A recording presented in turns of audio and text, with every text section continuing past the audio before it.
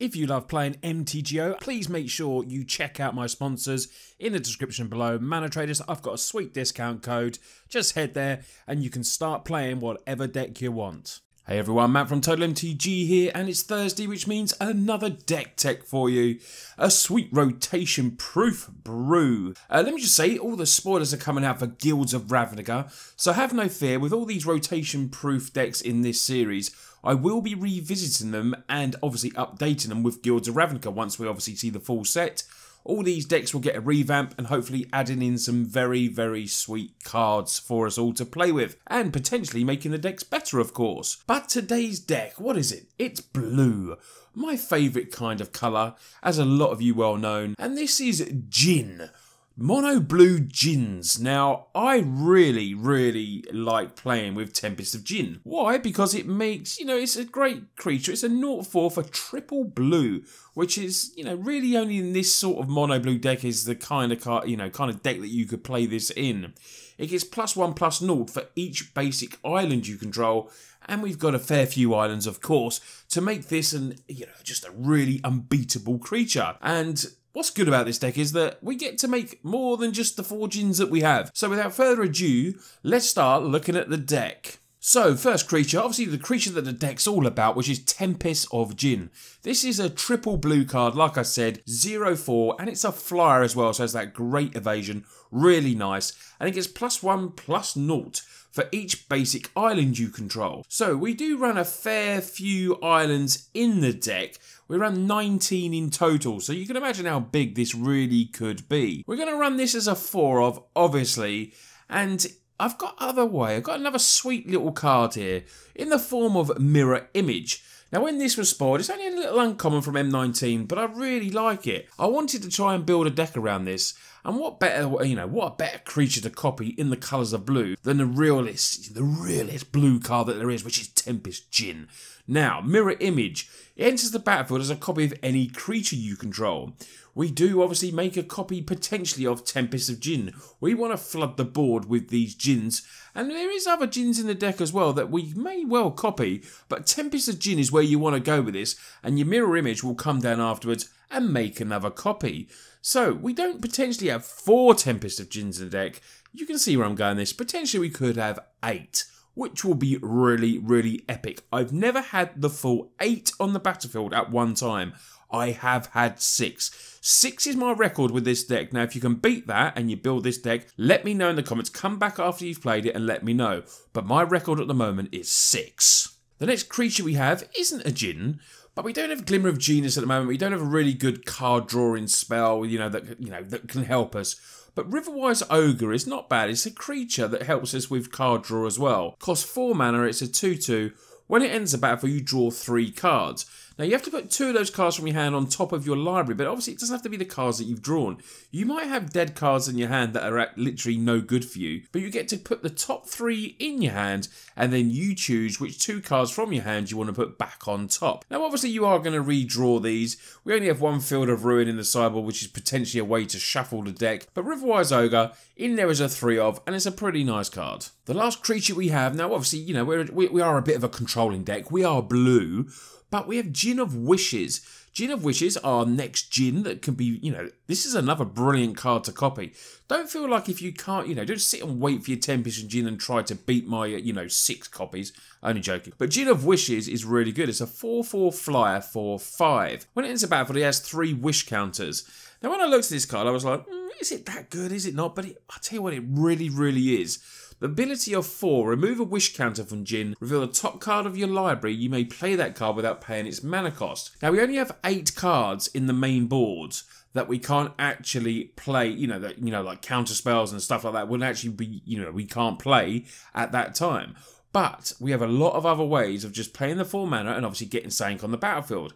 And what's good about this is, well, it doesn't tap. So you might get another Djinn. I have had the full 4 Djinns. I don't talk about what I'm getting on the battlefield, but it's just funny when I've tested this deck how funny and fun it can actually be. I've had the full 4 Djinns on there and just working my way through the wish counters and basically just paying for, putting something really good on the battlefield, or basically just flooding the board. This is a really sweet card. It's in there as a 3 of, and potentially it may get up to 4. So let's get to the spells now. We start off with 3 ops, scry 1, draw a card.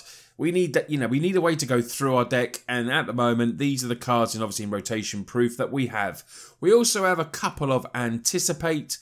I've not been using this as much as I would like. Maybe it's because, until we do rotate and get better cards, this for me was always really good in Standard, but I've just, it's as a couple of. I used to play this as a 4 of all the time, but I feel like, I don't know, it's just missing something anticipating this sort of, I don't know, maybe I'm just wrong. Maybe I should be playing it more, but it's in there as a 2 of anyway. The next card we have is Blink of an Eye. I like this. It's a kicker spell as well, which means you can pay the extra 2 and draw a card if you want, but you obviously don't have to do that. Returns target non-land permanent to its owner's hand. An ultimate in Planeswalker. This is Blink of an Eye, which is what it's really good for in blue. Or a creature that's just really hard for us to deal with, that's going to be attacking him for their opponent's win. Blink of an Eye can deal with that. We then have a couple of Essence Scatter in there, counter target creature spell. And we also have a 1 of Negate, and we've got a few more of those in the sideboard that you will see as well. Search of Azcanta is in there as a 2 of. This is obviously one of the best ways to go through your deck in current Standard. Really, really sweet card, and has the ability where it flips into the Azcanta, the Sunken Ruin, and you can look at the top 4 cards of your library and reveal the non-creature, non-land cards, and then obviously put it straight in your hand. We can do this pretty easily. We've got 14 creatures in total in the deck, so we've got lots of other ways where, what we can literally put in there if we get to flip the Azcanta. If not, it's just a way of siphoning through your deck and keeping it as it is. We then have a 2 of Treasure Map. This is going in a lot of my decks at the moment. I'm beginning to find the love for Treasure Map. It is, you can pay 1, scry 1, put a landmark on, sacrifice it. When you get to flip it, you sacrifice it and you make 3 treasures, and you can sack them to obviously draw cards or just use the mana as well. This is being used as my card draw as well. I really do like Treasure Map, and I can't remember who someone suggested it. You might well say in the comments, but someone suggested it in a previous video, and from now on, since I've played with it a lot more, it has been featuring in a lot of my decks. We got then some more counter spell magic, as we are blue, of course. Wizard's Retort is in there as a 4 of. Counter target spell. It would cost 1 less if we controlled a wizard, but it's just the counter spell that we have at the moment, so it's going in there as a 3 of. Obviously, we don't, you could have, we got the Riverwise Ogre, so potentially it could cost less, but, don't guarantee that. It's still a 3 mana counter spell that could potentially be the ultimate in counter spells, which is a counter spell, in case we have a Riverwise Ogre on the battlefield, but if not, it just counts a spell for 3 mana. And then we have a 1 of Syncopate as well, which is counter target spell, and unless controller pays X. So potentially late game, that could be really good. Or even early game you use it where they're just tapping out and then you can pay this and they might not be able to pay the 1 mana extra. Syncopate is there to do that job. Couple of Planeswalkers are the last cards apart from the lands in the main deck, which is 2 of Tezzeret Artifice Master. Now, just in case we can't make loads of Tempest Djinns, spamming loads of Thopters can be another wink on as well. Tezzeret is just a card, it's just something that I really, really do like. We do have treasure maps in there. Draw a card if you control 3 or more artifacts. We've got ability, obviously, to make treasures as well. You might hit that occasionally, but you might not. If you can get to the emblem, which I very rarely do when I'm playing Tezzeret, I must admit, you could, at the beginning of your range step, search your library for a permanent card, put it on the battlefield, then shuffle your library. It's there basically to make blockers, potential card draw. People will always be sidetracks and attack Planeswalkers as they always do. And Tezzeret is, it's blue, it's going to go in the deck. So let's get to the land base now. Lots and lots of islands. 19 in total are there to build up our Tempest Djinns. They've got to do their duty and their job, and that is what they're there for, obviously, as well, to cast spells. We also have an Arch of Orazca. I do like putting some of these different utility lands in there. Detection Tower is there as a 1 of as well. And we also have a 1 of Field of Ruin. The last 2 lands are a couple of Memorial to Genius, because they do, potentially draw cards. It costs 5 and sacking them, but, late game you might need that. If you can, draw an extra couple of cards off a land. It's always good to do. So before we get to the sideboard, guys, the plan of this deck is to get your Tempest and Djinn down and protect them if you can with a few little counter spells and stop your opponent playing cards. You want your mirror images coming down and mainly copying Tempest Djinn if you can.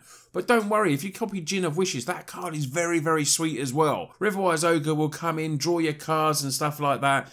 If you need to draw cards, maybe you will have to copy one of them. You don't know. Tezzeret's there to go a different route, go wide, and put your Thopters down and potentially just spam them, spam them, spam them. And then potentially you can win that as game as well, doing it that way. You've got counter spells, you've got card draw, you've got everything that blue needs.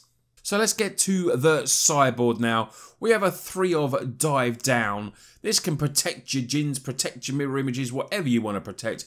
It's really good. For 1 instant mana, it gives a target creature you control hexproof and gives it an extra bit of toughness as well. Sweet, sweet card for us. We also then have some more counter magic. We've got a couple of Spell Pierce in there. Counter target non-creature spell unless they do pay the extra 2.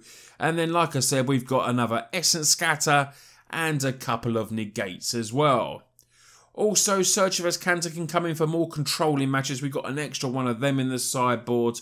And for those aggro matches, I like this card. I found this card very late when I was building the deck, which is Diamond Mare. 1/3 for 2, nice body, will block early creatures, and it gives us, you know, potential life gain as well. When it ends the battle, we're going to choose blue, and when we cast a spell of that colour, we do gain a life. We've got 3 of them in the sideboard. You know, early blocker, getting to life, pretty sweet for us in the sideboard. Another artifact in there is a Sorcerer's Spyglass, just the one of, that can come in there and potentially name an awkward Planeswalker. I get the feeling, you know, we could be meeting a lot of Teferis in the new set, and there's a few, you know, potential Planeswalker that could be printed in Guilds of Ravnica as well. We have 2 more creatures in the sideboard as well. One of them is a Djinn. It was in the main board, but it just didn't quite work, but it's nice in the sideboard, which is Zahid Djinn of the Lamp. It's a big 5/6 for 6. And you may pay for and tap and untap artifact you control rather than paying its mana cost. We've got a few, you know, we've got treasures, we can make, obviously, the map, we can make the artifacts as well off that. And we've also got Diamond Mare and Sorcerer's Spyglass that might come in from the sideboard at the same time. But all in all, it's a 5/6 flyer, it's a nice, and it's a Djinn, so it's got to go in the deck. The last creature we have is a Nezahal Primal Tide. Big 7/7, can't be countered, no maximum hand size, so much text on this. Whenever an opponent casts a non-creature spell, draw a card. You can discard 3 cards, exile it, and bring back. You got protection with it. 7/7, Elder Dinosaur, the last big creature that can come in and help us win games, just in case on the odd occasion your Djinns aren't doing it. So guys, that is a mono blue Djinns. I really hope you like the deck. But obviously blue players will love it, and hopefully it'll just appeal to everyone that likes, you know, likes janky sort of decks. Tempest Djinn is certainly a good card in this sort of deck, probably in no other type of deck, but this is how I get to use it and how potentially we get to win games with it. Now, the giveaway. The winner will be drawn on Saturday. I know I did, you know, say it could be drawn today, but it's actually, I've got a video plan for Saturday, so you will get the winners, the 3 winners of the great giveaway this Saturday, so make sure you tune in for that. Any ideas for this deck, or, you know, any other decks you want me to build for rotation proof? You know, we've got lots of spoilers coming up now, so they will start to slow down because I'm going to be obviously incorporating the new cards very soon. But please let me know in the chat.